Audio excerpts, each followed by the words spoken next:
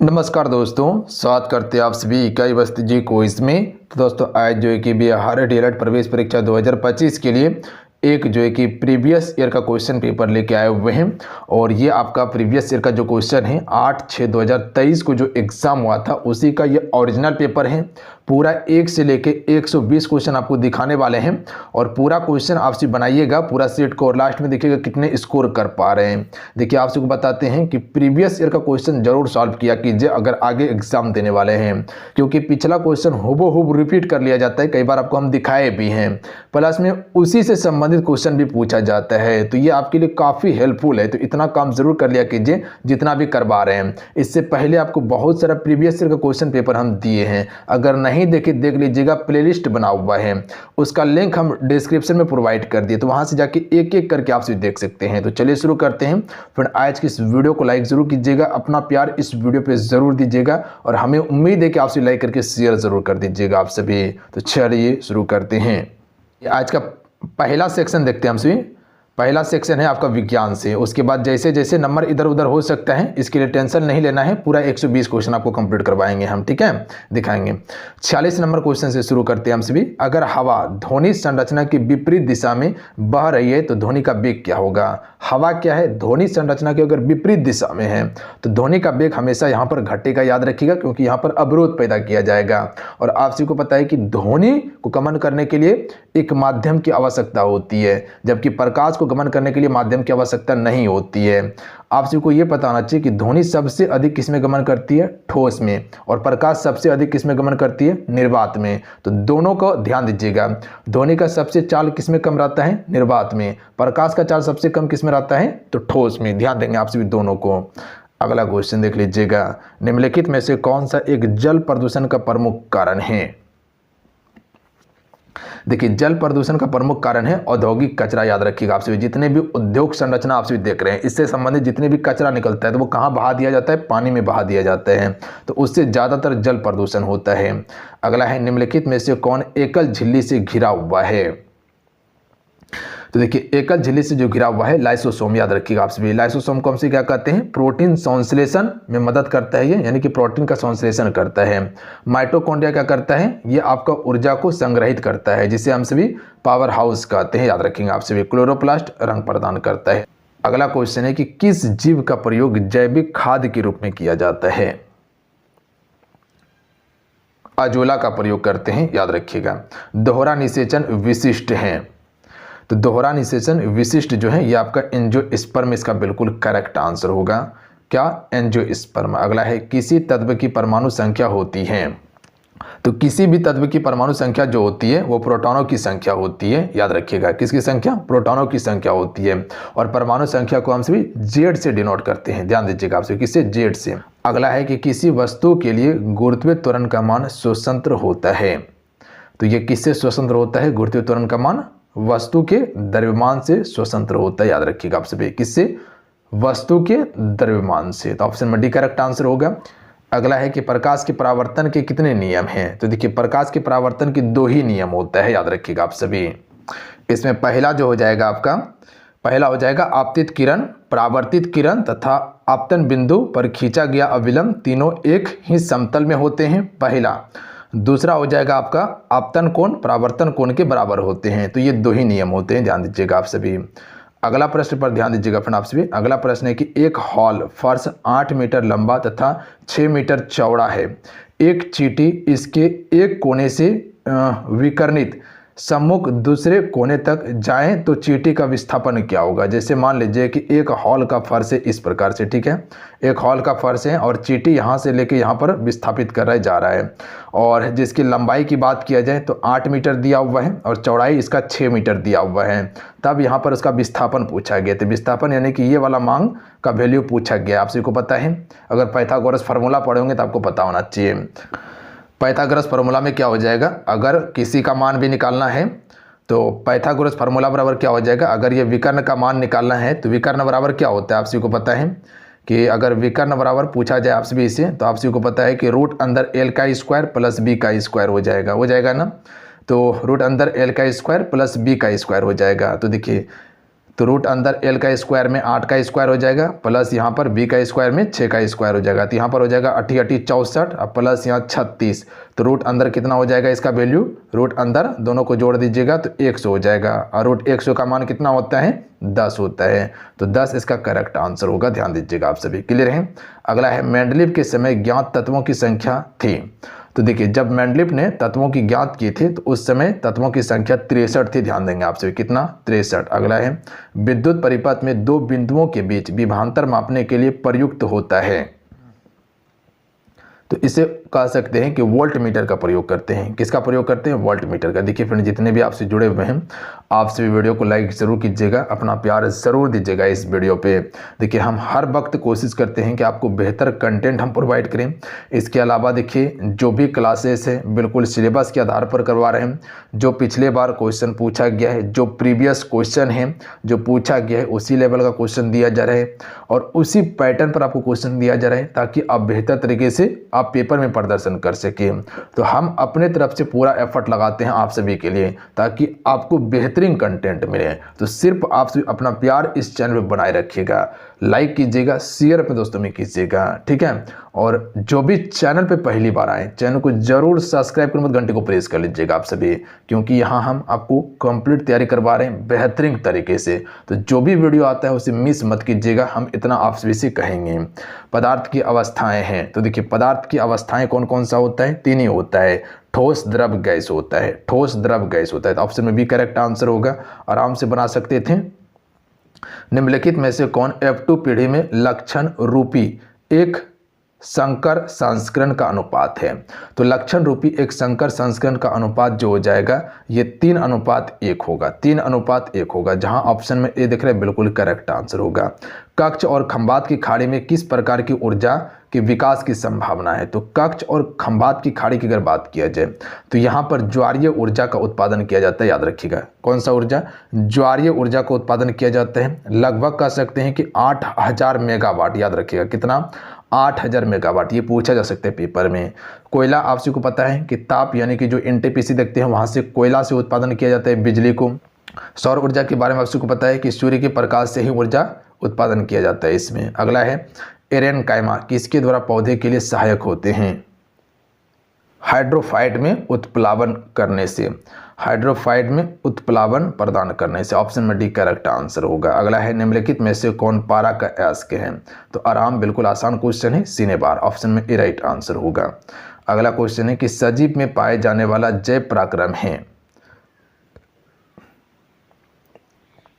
तो पोषण, शोषण, जनन ये सभी हो जाएगा। ऑप्शन में बी पोषण, शोषण, जनन ये सभी हैं। विद्युत हीटर में तार की कुंडली किस तत्व की बनी होती है। जो विद्युत हीटर में तार देखते हैं उसका जो कुंडली है ये किसकी बनी होती है, नाइक्रोम की बनी होती है। किसकी, नाइक्रोम की। भार के विचार से जल में हाइड्रोजन और ऑक्सीजन का अनुपात। तो यहाँ पर पहले हाइड्रोजन का बताना है और उसके बाद ऑक्सीजन का अनुपात बताना है। 1:8 होगा। ध्यान दीजिएगा आप सभी, कितना हो जाएगा, 1:8। अगला क्वेश्चन है कि पोषण जिसमें जीव शरीर के अंदर भोजन लेता है और एंजाइम का उपयोग करके पचाता है उसे क्या कहते हैं। इसे हेलोजोइक कहा जाता है। क्या कहा जाता है, हेलोजोइक। क्वेश्चन को समझिएगा कि पोषण जिसमें जीव शरीर के अंदर भोजन लेता है और एंजाइम का उपयोग करके पचाता है उसे हम सभी हेलोजोइक कहते हैं। तो यहाँ से आपका साइंस का सेक्शन कंप्लीट हो जाता है। अब आइए सामाजिक अध्ययन का देख लेते हैं। क्वेश्चन है कि आज भारत में जल विद्युत शक्ति लगभग योगदान करती है उत्पादित कुल बिजली का कितना प्रतिशत। तो जल विद्युत लगभग जो है कि 22% योगदान करती है अभी के समय में बिजली में, और जबकि ताप विद्युत की बात किया जाए तो लगभग जो है कि 60%। ध्यान दीजिएगा जो कोयले से उत्पादन होता है, दोनों याद रखिएगा। अगला है कि धर्मनिरपेक्ष राज्य की स्थापना सर्वप्रथम कहाँ हुई थी। तो धर्मनिरपेक्ष राष्ट्र की स्थापना सबसे पहले अमेरिका में, याद रखिएगा। और अमेरिका जो है एक धर्मनिरपेक्ष राष्ट्र है। अगला है दाचीग्राम जो जम्मू कश्मीर में स्थित है, क्या है ये। दाचीग्राम एक अभ्यारण्य है या राष्ट्रीय उद्यान है या वन्यजीव कह सकते हैं कि संरक्षण वाला केंद्र यानी कि बायोस्फीयर रिजर्व है। तो याद रखिएगा ये आपका एक राष्ट्रीय उद्यान है आपका, ध्यान दीजिएगा आप सभी। और इसे 1981 में राष्ट्रीय उद्यान घोषित किया था। अगला है मतगणना का कार्य कौन करता है? जो मत का गणना होता है यानी कि वोटिंग का कार्य चुनाव आयोग का होता है। तो चुनाव कराने की जिम्मेदारी चुनाव आयोग का ही है। बाघ परियोजना की शुरुआत कब हुई थी? देखिए, बाघ परियोजना की शुरुआत की बात किया जाए तो यह आपका 1973 इसका बिल्कुल करेक्ट आंसर होगा, याद रखिएगा। कब? 1973 में। अगला है रूस जापान का युद्ध कब हुआ? रूस और जापान का युद्ध ये 1905 में हुआ था, रूस और जापान का युद्ध। इससे पहले भी आपको ये क्वेश्चन बताए थे और ये क्वेश्चन 2024 में भी पूछा गया है रूस जापान के युद्ध के बारे में, यानी कि ये रिपीट क्वेश्चन है। ब्रिटेन में किस वर्ष सार्वजनिक वयस्क मताधिकार को मान्यता मिली? तो ये 1928 के समय में मिला था, ध्यान दीजिएगा। कब? 1928 के समय में, याद रखिएगा 1928। अगला है कि वह भूमि जो 5 से अधिक कृषि वर्षों के लिए बनी खेती को छोड़ दी जाती है तो उसे हम किस रूप में जानते हैं? तो इसे कृषि योग बंजर भूमि कहते हैं। क्या कहते हैं? कृषि योग बंजर भूमि। सी राइट आंसर होगा। रेशम के धागे का उत्पादन के लिए रेशम कीड़े के पालन के रूप में जाना जाता है, तो इसे हमसे रेशम उत्पादन के रूप में जानते हैं। ऑप्शन में सी राइट आंसर होगा, रेशम उत्पादन के रूप में। आइए अगला प्रश्न देख लीजिएगा। काली मिट्टी का दूसरा नाम क्या है? देखिए, काली मिट्टी जो होता है कपास की उपजाऊ के लिए अति महत्वपूर्ण मिट्टी है। जो महाराष्ट्र हो गया, गुजरात हो गया, मध्य प्रदेश का पश्चिमी वाला क्षेत्र हो गया, ये सभी क्षेत्र में काली मिट्टी का विस्तार है। इसे हम सभी रेंगूर मिट्टी कहते हैं, याद रखिएगा आप सभी। कौन सी मिट्टी? रेंगूर मिट्टी। टाटा आयरन एवं स्टील कंपनी की स्थापना किसने की थी? देखिए, 1907 ईस्वी में इसकी स्थापना जमशेदपुर के साक्षी नामक स्थान पे खरकई और स्वर्णरेखा नदी के तट पर की गई थी और इसके संस्थापक था जमशेदजी टाटा, याद रखिएगा। कौन? जमशेदजी टाटा। नेपाल की सबसे लंबी नदी कौन सी है? देखिए, नेपाल की सबसे लंबी नदी कोसी नहीं होगा, घाघरा नहीं होगा, नारायणी भी नहीं होगा, तो बच गया करनाली।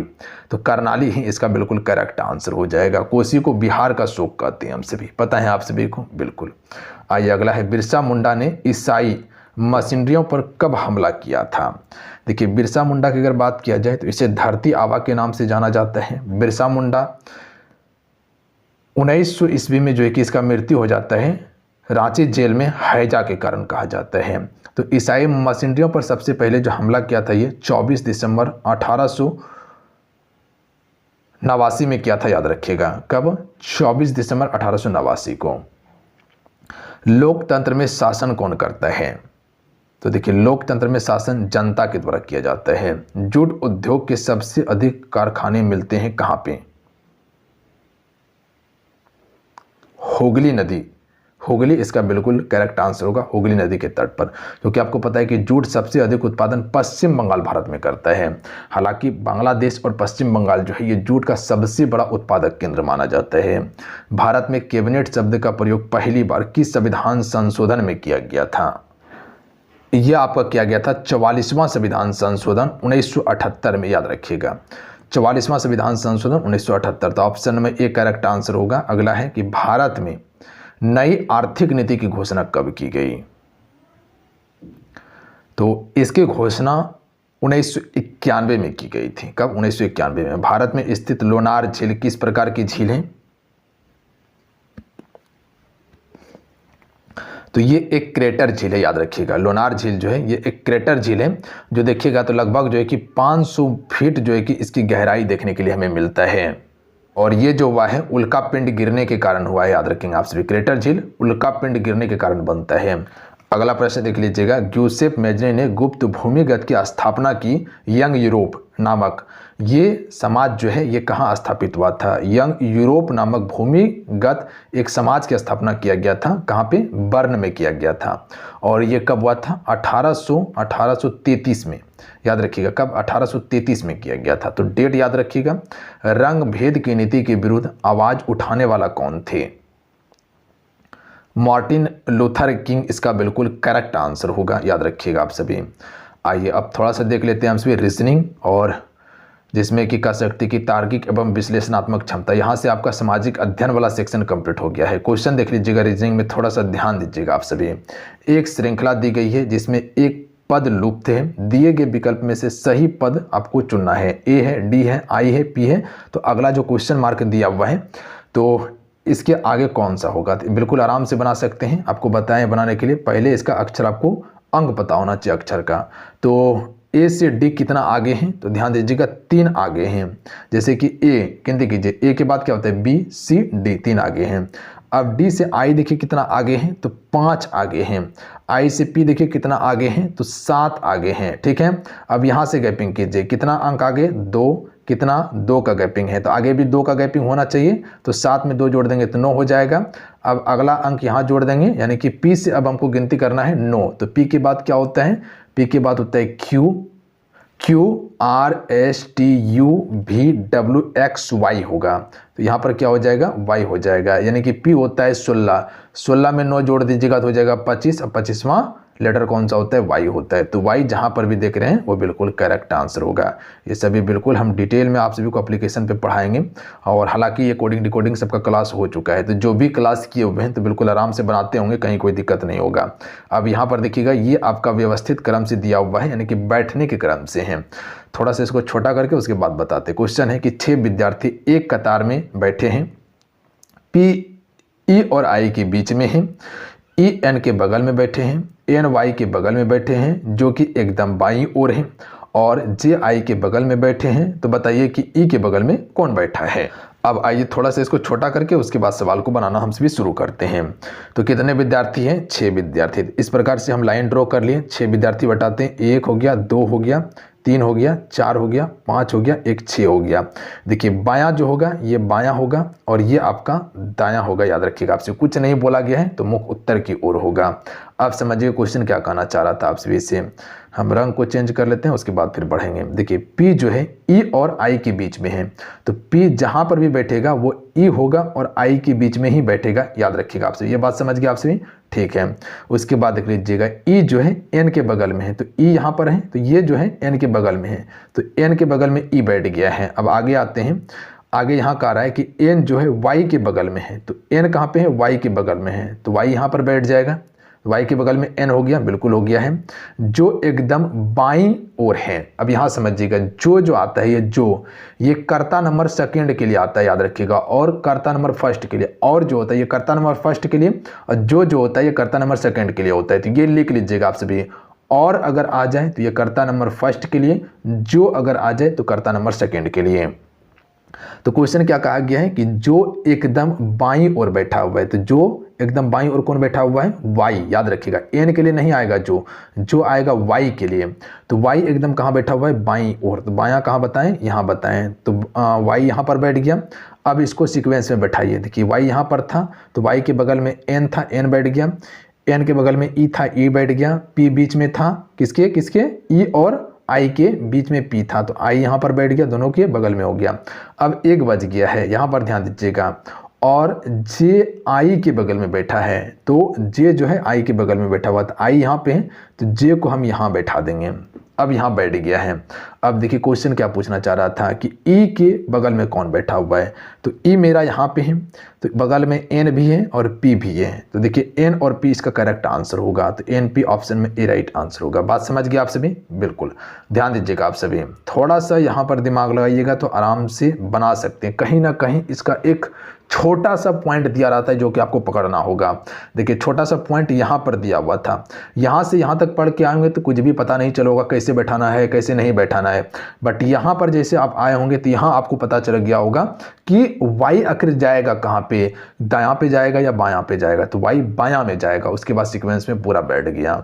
अगला है यदि 2 संख्याओं का एलसीएम और एचसीएफ बराबर है तो कौन सी संख्या होगा। अगर एलसीएम और एचसीएफ बराबर होगा तो ये समान संख्या होगा। एक कक्षा में संजीव का स्थान ऊपर से 7वां है। मान लीजिए कि ये एक कक्षा है, ठीक है। संजीव का स्थान ऊपर से 7वां था, यहाँ पर 7वां था, और नीचे से ये 28वें था, नीचे से भी ये 28वां था। मान लीजिए कि ये 28वां था नीचे से, ठीक है। तो बताइए कि कितने छात्र हैं टोटल। अब यहाँ से दोनों को गिनती कीजिए। 28 और 7 कितना होता है, तो इधर से 2 दीजिए 30 हो जाएगा, 30 5 35 हो जाएगा, ठीक है। बट रुकिए 35 आंसर नहीं होगा, यहाँ पर देखिए 35 भी दिया हुआ है, गलत हो जाएगा। देखिए संजीव को एक बार हम ऊपर से भी गिनती कर लिए और एक बार नीचे से भी गिनती कर लिए, तो संजीव 2 बार गिनती हो गया, 2 बार नहीं करना है, संजीव को एक ही बार गिनती करना है, या तो ऊपर से करना है या तो नीचे से करना है, तो एक माइनस कर देंगे इससे, तो कितना हो जाएगा 34 इसका बिल्कुल करेक्ट आंसर होगा। ध्यान देंगे, आप सभी क्लियर हैं। आइए अगला क्वेश्चन है कि श्रृंखला 7 10 13 डैश डैश में 20वां पद कौन सा होगा, यानी कि अंतिम पद के बारे में पूछा गया है यहाँ पर।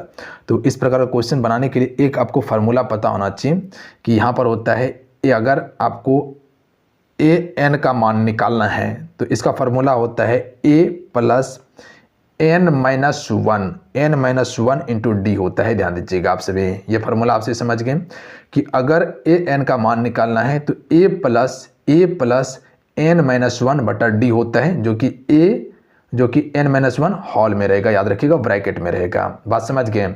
यहाँ पर देखिएगा a का मान जो है ये 7 दिया हुआ है, उसके बाद अगर d की बात किया जाए तो d के बाद d का मान यहाँ पर 3 हो जाएगा, गैपिंग देखिएगा 3 3 का मारा गया है, 7 3 10 10 3 13 13 3 कितना हो जाएगा 15 15 3 18। ध्यान दीजिएगा आप सभी, इस प्रकार से आगे बढ़ते जाएगा आपका, ठीक है। इसी प्रकार से करते करते 20वां पद तक आपको जाना है, तो गैपिंग कितना दिया हुआ है, d का मान 3 हो जाएगा और उसके बाद अंतिम पद जो दिया हुआ है यानी कि n का मान जो है ये कितना है 20 है।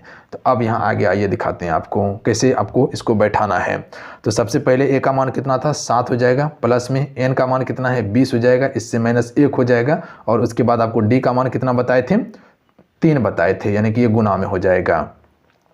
तो 7 हो जाएगा प्लस में, उसके बाद जो हो जाएगा यहाँ से 20 माइनस 1 हो जाएगा, तो ये 19 बचेगा, गुना 3 हो जाएगा। तो यहाँ से आप गुना का पहले काम करेंगे तो 19 या कितना होता है 57 होता है, 19 या 57 और 57 प्लस 7 कितना हो जाएगा 57 प्लस 7 हो जाएगा 64। तो 64 इसका बिल्कुल करेक्ट आंसर होगा। ध्यान दीजिएगा आप सभी, ए राइट आंसर होगा। दिए गए संख्या श्रृंखला में प्रश्नवाचक चिन्ह के स्थान पर कौन सी संख्या आएगी, यहाँ पर प्रश्नवाचक चिन्ह दिया हुआ है, अगली संख्या कौन सी है। तो देखिए इसको बिल्कुल आसानी से बना सकते हैं आप सभी, गैपिंग कीजिए आप सभी। देखिए दोनों में अंतर कीजिए कितना का है 13 का है, इसमें अंतर कीजिए कितना का है 26 का है, इसमें अंतर कीजिए कितना का है, रुकिए थोड़ा सा जूम कर देते हैं तो आराम हो जाएगा, थोड़ा सा 1 मिनट। अंतर किए कितना का था 13 का, अंतर किए कितना का था 26 का, अंतर किए कितना का था 39 का। अब आगे अंतर करेंगे तो ये कितना का होगा ये समझिए। देखिए कितना कितना का हुआ 13 दूनी 26 13 39 13 चौके 52 का यहाँ अंतर होना चाहिए। तो अगर 80 में 52 जोड़ देंगे तो कितना हो जाएगा 132 हो जाएगा। तो 132 अगला अंक ऑप्शन में डी वाला होगा। यहाँ पर देखिए 13 गैपिंग था, 26 था, 80 था। अब आगे कितना गैपिंग था ये पता नहीं है, पर यहाँ पर देखिएगा तो ये गुना हुआ है, यानी कि इसके बीच में 13 का अंतर है, इसके बीच में भी 13 का अंतर है, तो आगे भी 13 का अंतर होगा। तो 39 में 13 जोड़ेंगे तो 52 हो जाएगा और फिर 52 को 80 में जोड़ेंगे तो 132 हो जाएगा। क्लियर है, ऑप्शन नंबर डी। अगला क्वेश्चन देख लीजिएगा, नीचे दिए गए एक वन आरेख में है जिसमें आपको बताना है कि नारी, माँ एवं डॉक्टर के बीच संबंध किस प्रकार का होगा। ऑप्शन आपको नीचे भी देखने के लिए मिल जाएगा। देखिए अगर नारी की बात किया जाए तो आपको पता होना चाहिए कि सभी माँ जो होता है, जितने भी माँ है वो क्या होता है नारी होता है। पता है आप सभी को, जितने भी माँ है वो क्या है नारी है, और कुछ नारी या कुछ माएँ क्या होता है डॉक्टर भी होता है, कुछ नारी या कुछ माँ क्या होता है डॉक्टर भी होता है। इस प्रकार से इसका सर्कल बनेगा।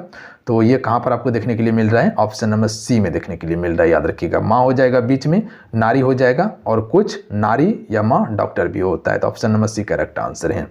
अगला देख लीजिएगा, एक प्रश्नवाचक चिन्ह दिया हुआ है, यहाँ पर आपको अगला संख्या बताना है। देखिए इसको कैसे बनाइएगा, ध्यान थोड़ा सा यहाँ पर दिमाग लगाइएगा। ना अंतर होगा, ना गुना होगा, ना भाग होगा, ना डिवाइड होने वाला, यहाँ पर कुछ नहीं होगा। बस यहाँ पर अंक को जोड़ देना है, ये वाला जैसे 4 + 5 + 6। देखिए 6 4 10 10 5 15 हो गया, 15 यहाँ पर दिया हुआ है, तो उसी प्रकार से इसको भी जोड़ देंगे। 6 + 2 + 7, 6 2 8 और 8 7 कितना होता है 15 होता है। तो option number C correct answer होगा इसका। बात समझ गया आप सभी, बिल्कुल। आइए अगला पैटर्न देखिएगा आप सभी, यहाँ पर पैटर्न पे ध्यान दीजिएगा और यहाँ 2 जो स्थान खाली दिया हुआ है इसको भरना है। देखिए यहाँ पर थोड़ा सा गौर कीजिएगा, अंतर कीजिए, यहाँ पर कितना है, -2 का अंतर है। इसमें अंतर कीजिए, यहाँ पर भी -2 का अंतर है, -2 का अंतर है यहाँ पर भी। उसके बाद इसमें अंतर कीजिएगा तो यहाँ -3 का अंतर है। उसी प्रकार से यहाँ माइनस कीजिएगा तो -2 का अंतर है, यहाँ पर भी कीजिएगा तो -2 का अंतर है, और यहाँ पर भी कीजिएगा तो यहाँ 3 का अंतर है। तो देखिए 3 3 कितने पे घुमा है, 1 2, उसके बाद 3 आया, फिर 1 2 3 आया, -3 हुआ है, फिर यहाँ से 1 2, यानी कि 2 बार 2 का अंतर होना चाहिए। तो 28 में अगर 2 घटाएंगे तो कितना हो जाएगा, 26 हो जाएगा यहाँ पे, और फिर 26 में 2 घटाएंगे तो कितना हो जाएगा, 24 हो जाएगा। और फिर इसके बाद अगर अगला कोई पूछता तब यहाँ पर 3 का अंतर कर देते हैं, तो 24 में 3 घटाते तो 21 होता, पर यहीं तक पूछा है तो 26 और 24 इसका बिल्कुल करेक्ट आंसर होगा, डी नंबर।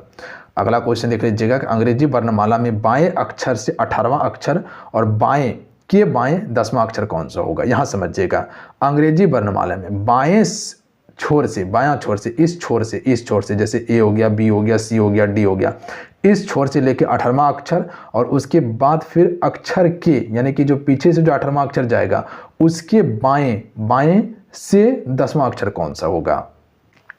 तो पहले सबसे पहले ये होना चाहिए कि ए से लेके अगर 18वां अक्षर तक गिनती करते चलते हैं तो कौन सा अक्षर हमको प्राप्त होगा, पता है आप सभी को, आर प्राप्त होगा। याद रखिएगा आप सभी, कौन सा प्राप्त हो जाएगा, आर। इसको लिख ही देते हैं तब समझ में आएगा आपको।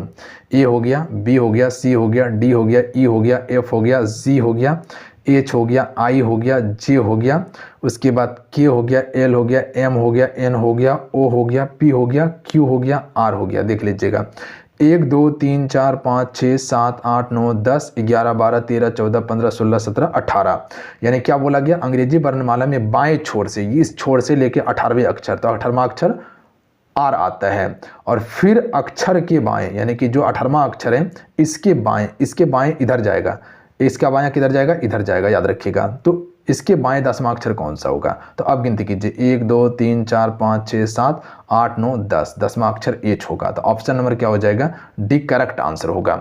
और सबसे आसान तरीका बताते हैं, अगर बायां बायां दिया रहे तो डायरेक्ट माइनस कर लेना है। बात समझिए, यहाँ पर भी बायां दिया हुआ है, यहाँ पर भी बायां दिया हुआ है, तो इसमें आपको क्या करना, माइनस करना। 18 - 10 कर लीजिए, 8 बचा, और 8वां अक्षर कौन सा होता है, तो एच ही होता है। जैसे गिनती कीजिए, A B C D E F G H, याद रखिएगा 8वां अक्षर कौन सा होता है, एच होता है। बात समझ गए आप सभी, बिल्कुल।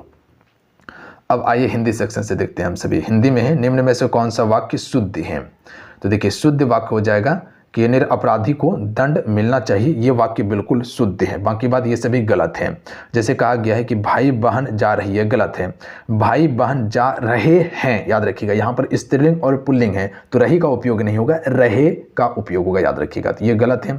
उसके बाद है, बहुसंख्यक मनुष्य यहाँ आए थे, ये भी गलत है आपका। यहाँ उच्चारण यानी कि शुद्ध जो होगा कि बहुसंख्यक लोग यहाँ आए थे, मनुष्य नहीं होगा।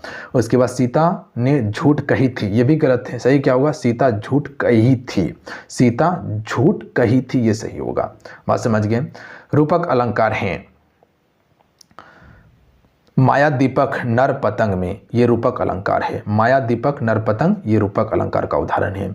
इनमें से कौन सा वाक्य अशुद्ध है। देखिए, अशुद्ध इसमें जो हो जाएगा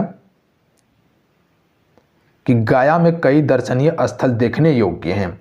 गाया में कई दर्शनीय स्थल देखने योग्य हैं, ये गलत है, अशुद्ध है। शुद्ध क्या होगा कि गाया में कई दर्शनीय स्थल हैं, गाया में कई दर्शनीय स्थल है, ना कि कई दर्शनीय स्थल देखने योग्य हैं, तो ये आपका गलत हो जाएगा। बाकी बात ये सभी वाक्य बिल्कुल शुद्ध हैं, पढ़ लीजिएगा।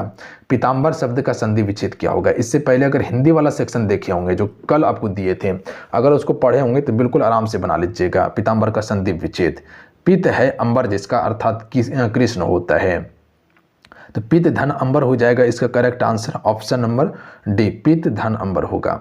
अगला है, शब्द और अर्थ के बीच संबंध शब्द के लिए प्रयुक्त शब्द हैं, तो ये शक्ति हो जाएगा। याद रखिएगा, क्वेश्चन क्या कहना चाह रहा है कि शब्द और अर्थ के बीच संबंध शब्द के लिए प्रयुक्त शब्द शक्ति शब्द होता है।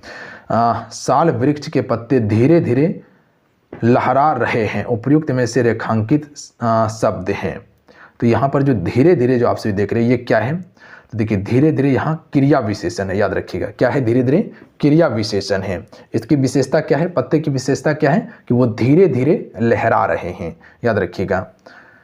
अगला क्वेश्चन है, निम्नलिखित में से कौन आचार्य भरत मुनि के अनुसार काव्य गुण है। तो इसका देख लीजिएगा समता, समाधि और प्रसाद हो जाएगा। तो ये सभी होता है। अगला क्वेश्चन है कि लड़के गेंद खेल रहे हैं, इस वाक्य में उदाहरण है, यानी कि जो लड़के गेंद खेल रहे हैं ये किस वाक्य का उदाहरण है। तो ये आपका एक सरल वाक्य हो जाएगा, याद रखिएगा। लड़के गेंद खेल रहे हैं कौन सा वाक्य होगा, सरल वाक्य होगा। अगला क्वेश्चन है कि फूले हैं कुमुद फूली मालती सदन बन, फूले रहे मनो मोती अनगिनी है, इस पंक्ति में कौन सा अलंकार है। तो देखिए इसमें जो अलंकार है आपका उत्प्रेक्षा अलंकार होगा, याद रखिएगा। कौन सा अलंकार, उत्प्रेक्षा। अगला क्वेश्चन है कि अलंकार के कितने भेद हैं। तो अलंकार के 3 भेद हैं। कौन कौन सा, शब्दालंकार, अर्थालंकार, उभय्या। शब्दा अर्थ अलंकार, उभय्या अलंकार, याद रखिए। अगला है कि मुख्यार्थ और लक्ष्यार्थ की अपेक्षा अधिक सुक्षमता और रम्यता किस अर्थ में रहती है। तो ये आपका व्यंग के रूप में रहती है, याद रखिएगा, व्यंग के रूप में। अगला है कि रमा से रोया नहीं जाता, इसमें कौन सा वाच्य होगा। तो रमा से रोया नहीं जाता, रमा से दौड़ा नहीं जाता, रमा से हंसा नहीं जाता, ये भाव को प्रकट कर रहा है, तो भाव वाच्य होगा। नदी कल कल करती हुई बहती चली जा रही थी, इस वाक्य में बहती चली जा रही थी कौन सा पद बंद होगा। तो यहाँ पर क्रिया की बात किया गया है, पता है आप सभी को कि बहती चली जा रही थी, किस प्रकार से, कल कल करते हुए बहती चली जा रही थी। तो यहाँ पर क्रिया पद बंद होगा। ऑप्शन नंबर क्या हो जाएगा, ए राइट आंसर होगा।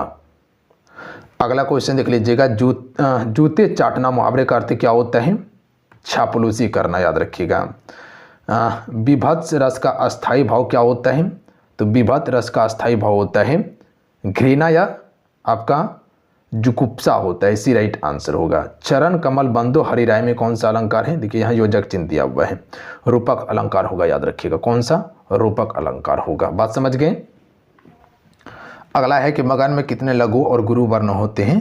तो 3 होता है, जिससे हम इसे त्रिगुरु के नाम से जानते हैं, तो बी राइट आंसर होगा। अगला है कि क्रांतिकारियों ने अंग्रेजों को खूब नाको चने चब्बाए, उपर्युक्त में से नाको चने चब्बाए का अर्थ क्या होगा, बहुत परेशान करना होगा। Option number D correct answer होगा। अगला है कि कोमल नैनों से पत्थर बरसने लगे, रोज मिलने पर भी मन तरसने लगे, इस पंक्ति में कौन सा अलंकार हो जाएगा। तो इसमें आपका कौन सा अलंकार है, विरोधाभास अलंकार है, इसमें आपका विरोधाभास अलंकार होगा। यहाँ पर क्वेश्चन समझिएगा, क्या बोल रहा है कि कोमल नयन से पत्थर बरसने लगे। अब जो कोमल नयन है इससे क्या कह रहा है, पत्थर बरस रहा है। लग रहा है कि आपको कि कोमल नयन से पत्थर बरसेगा, यहाँ पर विरोध जताया जा रहा है। तो याद रखिएगा आपसे विरोधाभास। विरोधाभास अलंकार में क्या होता है, विरोध प्रदर्शन किया जाता है कि यहाँ नयन को कोमल भी बताया जा रहा है, प्लस में उससे बोला है कि पत्थर भी बरस रहा है। तो ये दोनों चीज़ एक ही चीज़ से बताया जा रहा है, जो कि ये क्या कर रहा है, विरोध उत्पन्न कर रहा है। यहाँ पर किसी वर्णिक छंद के प्रत्येक चरण में जगन, तगन, जगन और रगन के क्रम में कुल 12 वर्ण होते हैं, तो उसे कौन सा वर्णिक छंद कहते हैं। तो देखिए इसे हम सभी जो कहते हैं, इसे वंश अस्त के नाम से जानते हैं। ध्यान दीजिएगा आप सभी। देखिए इसमें जो होता है, इसमें आपका 12, इसमें आपका 14 वर्ण होता है। मदाक्रांता में जो होता है इसमें आपका 17 होता है, याद रखिएगा। कितना होता है, 17 होता है। और मालिनी में जो होता है वो 15 होता है, मालिनी में, याद रखेंगे आप सभी। अगला है, देखिए ये क्वेश्चन पूछा गया, तो आगे भी पूछा जा सकता है, तीनों नोट कर लीजिएगा। समान वर्णों की आवृत्ति वाले अलंकार को क्या कहते हैं। जहाँ एक ही वर्ण की आवृत्ति बार बार होता है उसे अनुप्रास कहा जाता है। और एक ही शब्द हो और उसका अर्थ अलग अलग हो तो उसे क्या कहते हैं, आपका यमक अलंकार कहते हैं। मोहन चाकू से सेब काट रहा है, बिल्कुल आसान है। तो यहाँ चाकू से सेब काट रहा है, इसमें कौन सा कारक हो जाएगा। तो इसमें करण कारक हो जाएगा, याद रखिएगा। जहाँ करने का साधन हो करण कारक का अर्थ है। यहाँ पर एक गद्यांश दिया हुआ है जिसको पढ़ के आंसर करना था। यहाँ पर आपको बताते हैं गद्यांश का शीर्ष क्या है, थोड़ा सा ध्यान दीजिएगा। यहाँ मानवता का प्रमुख धर्म क्या है। तो यहाँ देखिए रेखांकित हम कर दिए कि मानवता का प्रमुख धर्म क्या था, कि वह स्वयं जिए और दूसरे को जीने दे, वह स्वयं जिए और दूसरे को जीने दे। ऑप्शन में बी राइट आंसर होता है इसका। अगला है कि जो समास विशेषण, विशेष और उपमेय और उपमान से मिलकर बनते हैं उसे क्या कहते हैं, या उसे कौन सा समास कहते हैं। तो जो विशेषण या विशेष या उपमान या उपमेय से मिलकर बनते हैं उसे कर्मधारय समास कहते हैं। अगला क्वेश्चन है कि देव जो महान है यह किस समास का उदाहरण है। तो देखिए देव जो महान है, यहाँ पर विशेष और विशेषण की बात हुआ है, याद रखिएगा। तो देव क्या है, महान है। तो किसकी विशेषता बताया जा रहा है? देव की विशेषता बताया जा रहा है कि देव क्या है? महान है। तो इसमें आपका कर्मधारय समास होगा। तो यहाँ पर विशेष और विशेषण की बात किया गया है। बात समझ गए? बिल्कुल समझ गए। तो यहाँ से आपका हिंदी वाला सेक्शन कंप्लीट हो जाता है। अब आइए थोड़ा सा मैथमेटिक और आपको इंग्लिश वाला सेक्शन दिखा देते हैं और इसका पीडीएफ हम टेलीग्राम पे दे देंगे। देखिए क्वेश्चन देख लीजिएगा कि इंग्लिश में का क्वेश्चन पूछा गया है। इसका आंसर हम जो है कि पीडीएफ सॉल्यूशन के साथ में टेलीग्राम पे दे देंगे। इससे पहले वाला भी आपको टेलीग्राम पे दे दिए थे, सॉल्यूशन के साथ में प्लस में इसका आंसर की भी दे दिए। तो वहाँ से डाउनलोड करके इसको बना लीजिएगा। पूरा क्वेश्चन दिखा देते हैं आपको कि कहाँ कहाँ से क्वेश्चन पूछा गया, किस किस सब्जेक्ट से क्वेश्चन पूछा गया है। वीडियो को पॉज करके आप देख के समझ लीजिएगा। हालांकि पीडीएफ दे देंगे, नहीं भी देखिएगा तो पीडीएफ को देख लीजिएगा। आपसे भी व्हाट्सएप ग्रुप में भी प्रोवाइड कर देंगे हम, ठीक है। यहाँ पर देख लीजिएगा गणित वाला सेक्शन से कि किस किस टॉपिक से क्वेश्चन पूछा गया है। ये सभी सब्जेक्ट मेरा नहीं है तो हम नहीं पढ़ा रहे हैं आपको, बट कोशिश रहेगा कि ये दोनों टॉपिक जितने अभी प्रीवियस ईयर को क्वेश्चन करवाए हैं ये दोनों टॉपिक आपको हम कंप्लीट करवा दें सब्जेक्ट का, ठीक है। तो ये देख लीजिए आपसे किस किस सब्जेक्ट से क्वेश्चन पूछा गया है, टॉपिक से क्वेश्चन पूछा गया है, ठीक है। इसका पूरा सोल्यूशन हम टेलीग्राम पे अवेलेबल करवा देंगे। पीडीएफ, आंसर और सॉल्यूशन तीनों दे देंगे टेलीग्राम पे। टेलीग्राम का नाम युवा शक्ति बिहार है, लिंक डिस्क्रिप्शन में दिया हुआ है। तो वहां से जाके आप सभी डाउनलोड करके बनाइएगा। पूरा 120 क्वेश्चन है इसमें, ठीक है। बात समझ गए आप सभी? तो चलिए आज कितना ही, आज के सेशन को यहीं कंप्लीट करते हैं। मिलते हैं। जय हिंद, वंदे मातरम। ध्यान रखिएगा, पढ़ाई करते रहिएगा। जाते जाते सेशन को लाइक करके शेयर करके जाइएगा। जय हिंद।